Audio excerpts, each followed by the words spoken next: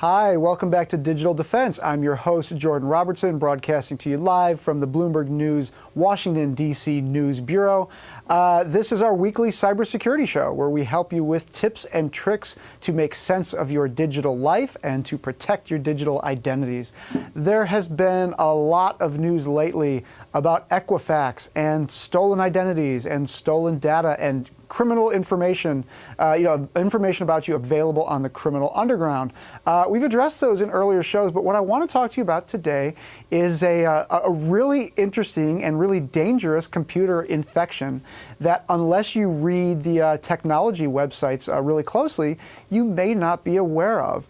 It is an infected piece of legitimate software called CCleaner. I'm going to bring up an image for you here. But before I do, I want to remind anybody watching, we're broadcasting live here now on Facebook and Periscope, Bloomberg.com, and the Bloomberg Terminal. Wherever you're watching, if you have questions as we go through some of this, please put them in the comment section, and we're going to get to as many of those as we can. We want the show to be interactive. We want you to ask questions that are on top of mind for you, whether it's related to the topic we're talking about today or not. This is your forum for asking any questions about cybersecurity and news of the week that you may have. So please feel free to fire those off. So again, the topic of this week is CCleaner.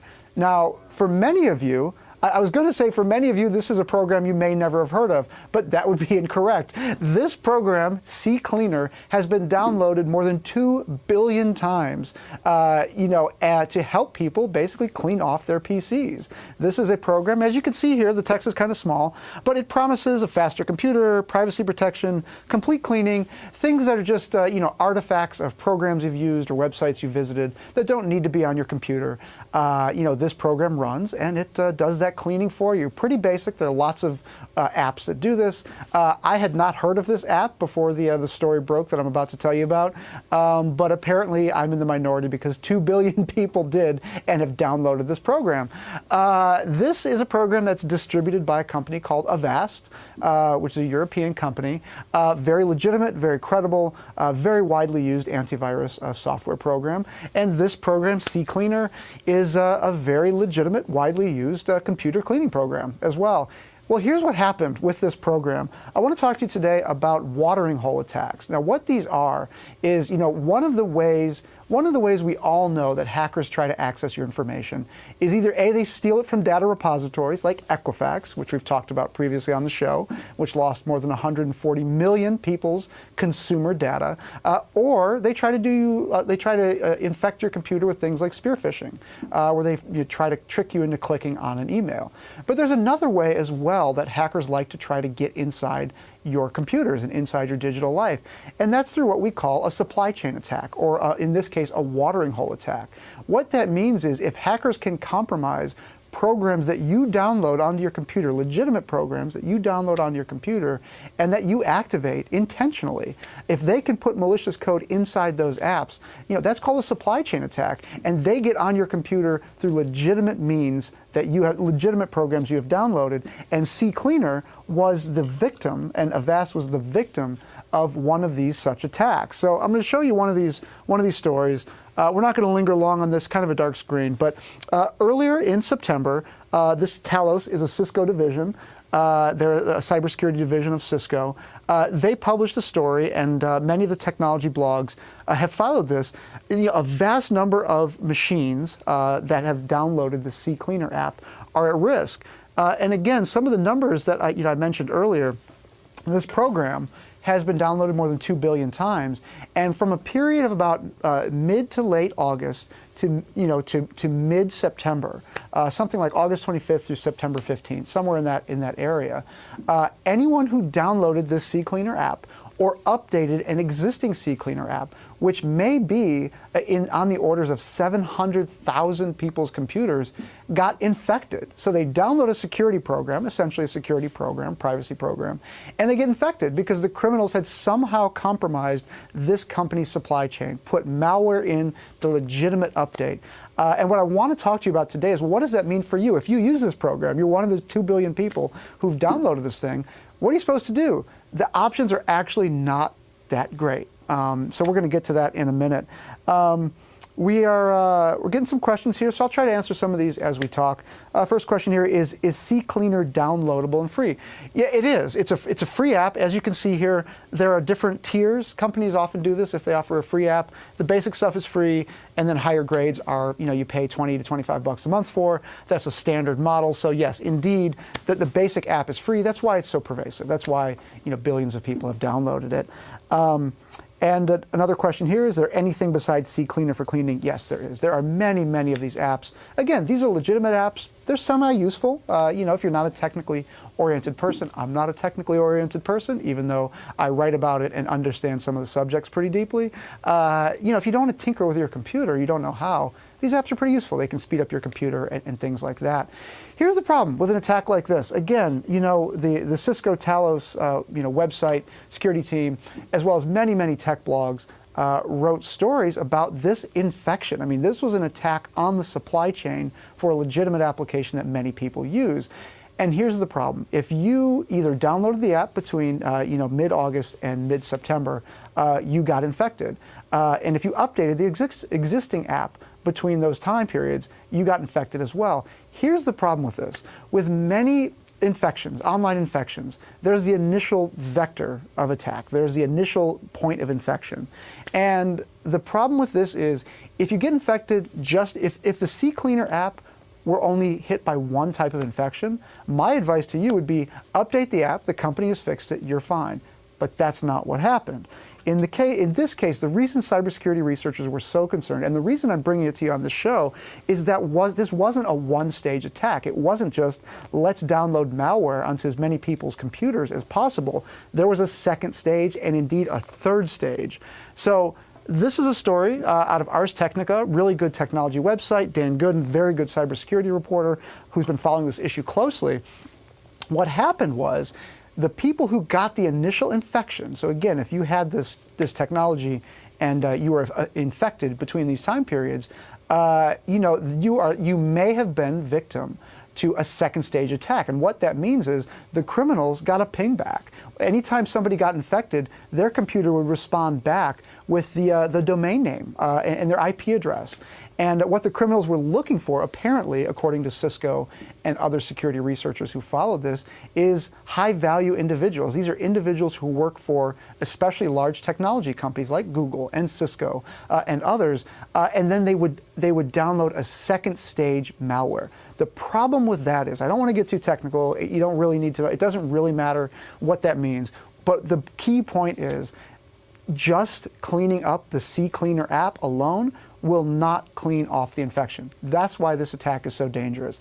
Anytime criminals can get onto your computer, or state-sponsored hackers can get onto your computer or your phone or whatever, and they can install additional malicious software, that additional level of attack is what really gets you. You've heard me say on the show before, it's not the initial phishing email that you get. It's not even opening the phishing email that causes you to be infected. It's clicking on the link in the phishing email that gets you infected most times. In this case, it's the second stage malware. So the question is, what do you do if you suspect you might have been infected? Well, I would look at a couple of things. I would research some of these stories that are online. As this Ars Technica story says, the good news in this is that the criminals appear to be not ordinary cyber criminals. They appear to be state-sponsored actors with a very keen interest in infecting people who work for large technology companies because they want to steal corporate secrets. If that does not include you, I think that's a point in your favor to, updating your app and maybe doing nothing. If you do work for a large technology company like a Google or Cisco or whatever, and you suspect that you may have been infected on this, your options are a little bit more extreme. Just patching the app and just downloading the update that Avast has made available is not going to be enough, to clean off your machine effectively. And again, the problem with that is this second stage malware is not connected to the app at all. It sits somewhere else on your computer. You can clean the app all day long and install it and reinstall it, at will. It's not going to touch that additional malware. What you're going to have to do then, and this is advice that I don't dispense, lightly.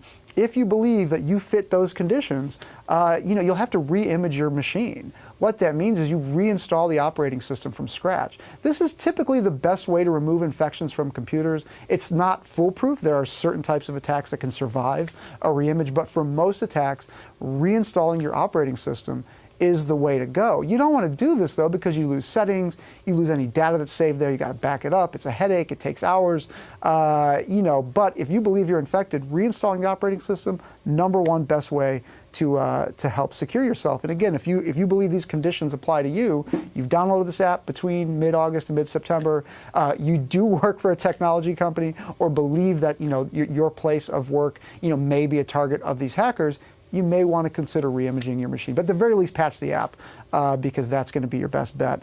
We've got some great questions coming in here. And for those of you just joining us, this again is Digital Defense, our weekly cybersecurity show broadcasting from Bloomberg News here in Washington, D.C. Any questions you have, please feel free to leave them in the comments section. We're getting a lot here. Next question here is, did CCleaner notify everyone? As far as we know, here's the thing. Notification's a tricky thing in cybersecurity. The only companies that are required to notify you as individuals of an attack are companies that lose your personally identifiable information. CCleaner doesn't have that. So no, CCleaner put out a press statement. They've given media interviews. They've patched their system. So in that sense, they've publicly disclosed this. But the reason, again, I wanted to highlight this on the show today is unless you follow these technology websites closely, like Ars Technica and others, you may be unaware of this. Certainly there's been some coverage of this, but it's not been as widespread as maybe it should be.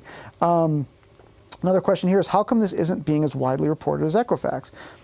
Good question. I think part of the reason is because the attack time frame was limited. So again, it was about a month when this malware was being pushed out. Again, this is a big attack surface. I'd never heard of CCleaner before. It doesn't necessarily mean anything, but a lot of people had, and a lot of people had used it.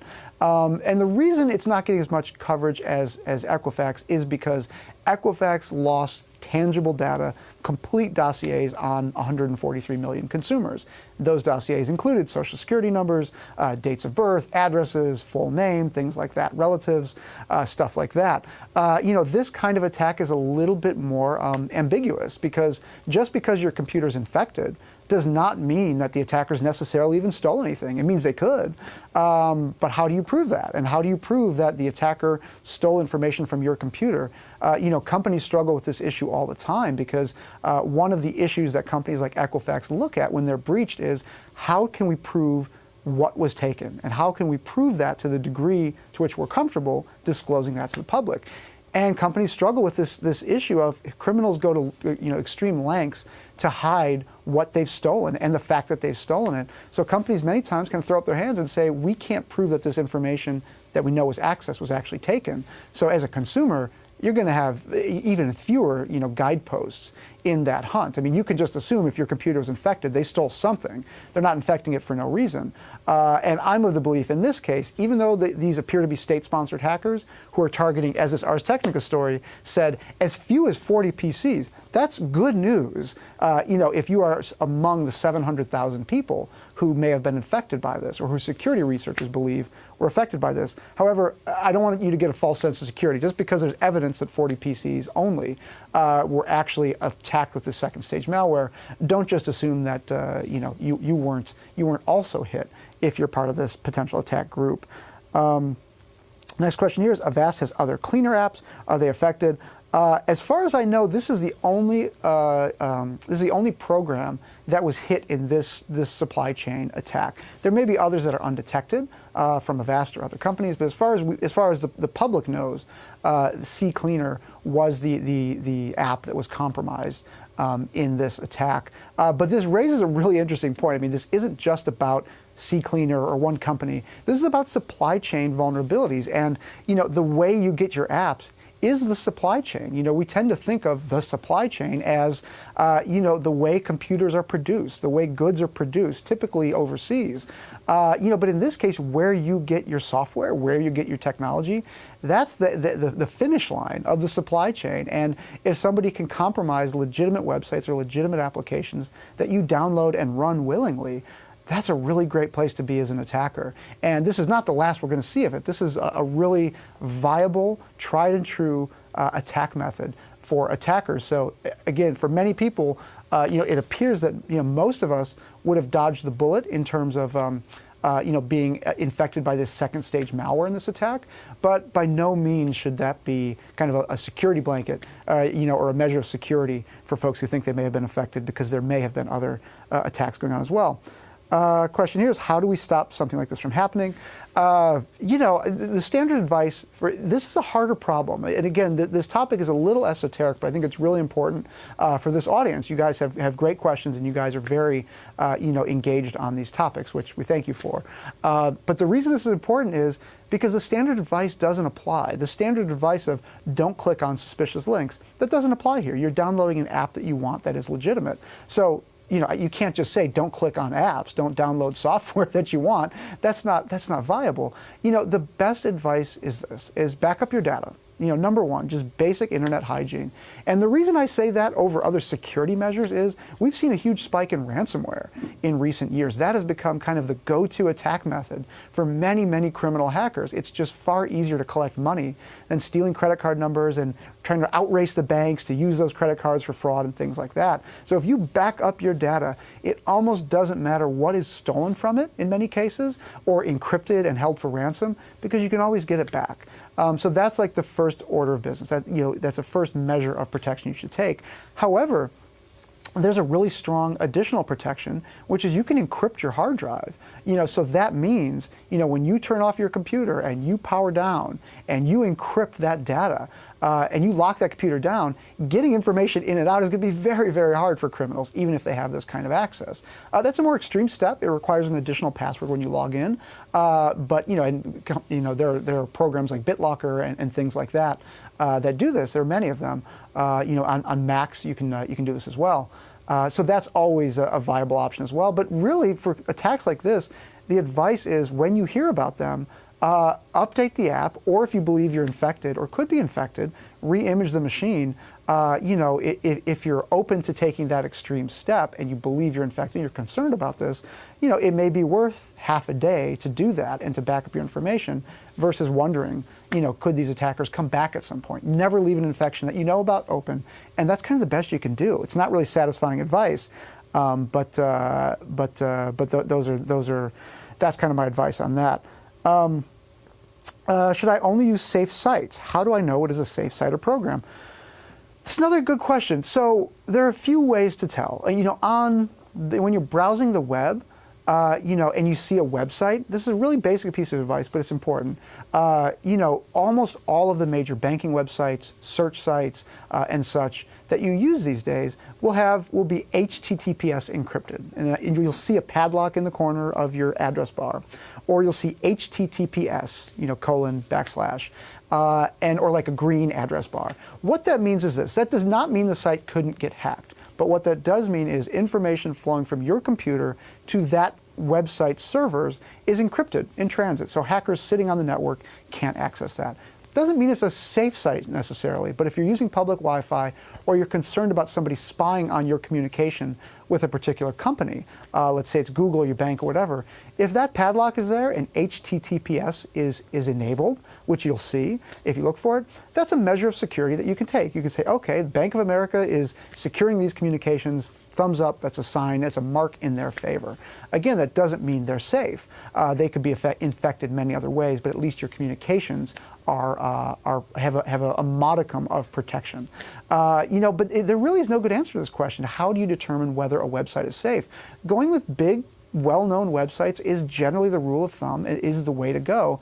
And, the reason for that is, CCleaner, the company that makes that product, when they found out about this attack, they published a patch very quickly. They published advice and guidance very quickly about how to remediate this problem. And big companies have, those capabilities, and it's far easier for them to do that than, smaller sites that may not take security as seriously. So I'm sorry to say I don't have a great answer for you there, but if you look for HTTPS, you look for encrypted communications, that's a sign in that website's favor. And again, large institutional websites, should be your friend on this. It doesn't mean they can't get compromised, but it means the problems will get fixed quickly, more quickly than, perhaps lesser known sites. This next question is, are virus cleaners useless? No, they're not useless. Just in the same way that antivirus itself is not useless. All of these security products serve a purpose. You know, the rule of thumb is, if somebody wants to get on your computer, if you are the target of a nation state, there's really almost nothing you can do to prevent that from happening. You can take basic steps to protect your information and protect yourself, but a determined adversary will break through any wall, any digital wall they want. Now, that being said, let's move that to the side, because most people will not be the target of a nation-state attack.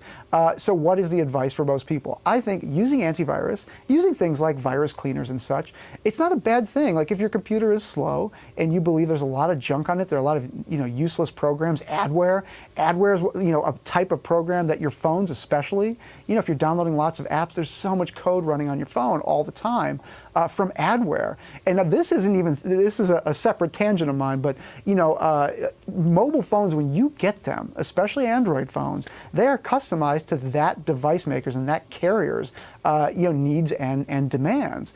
And what that means is you have adware and bloatware running on your phone out of the box, and it annoys people to no end, because it does slow down your device. So as you add more applications that you want, and they're running their own code, especially as you're running websites and you've got 10 browser screens open, the amount of adware running on your system is phenomenal. So things like virus cleaners and such, they help remove anything that is left on your system that you don't necessarily want to keep. So it's not that they're useless, but they're far from a silver bullet against protecting you from attacks. And this is a great example. But the lesson of this episode and this show is, forget about CCleaner. I mean, unless you were one of the potential victims, it's not really about that company and that app in particular.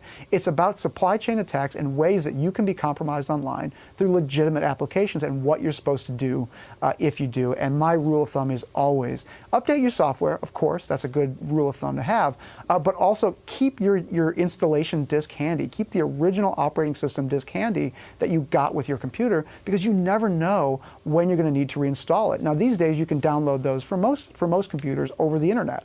But it's good to keep in mind that that's available to you. You don't have to freak out. You don't have to throw your computer away. You can reinstall the operating system, and in most cases, the vast majority of cases, that's going to be enough. Let's see here. Can you re-explain what a watering hole attack is and how it works, please? Sure.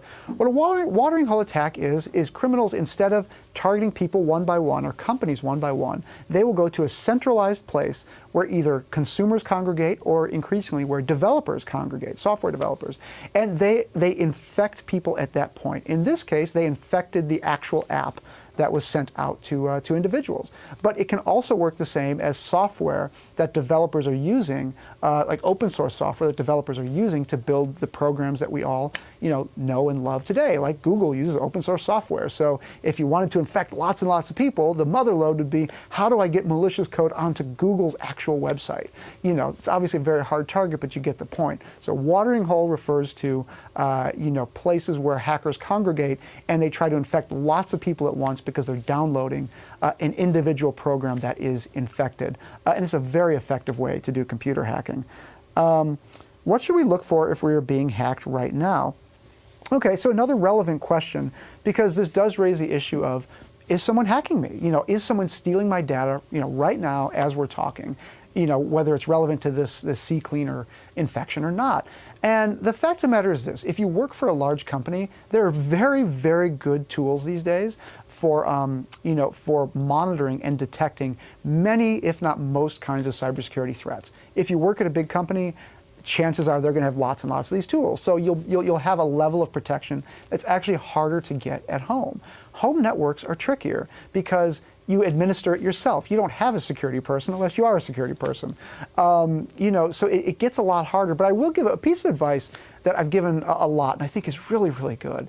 And I'm going to say it lots of times on this show if you watch regularly, is one of the single best things you can do, besides having good password, running antivirus, doing all that kind of stuff, the single best thing you can do is set up 2 accounts on the computer that you use.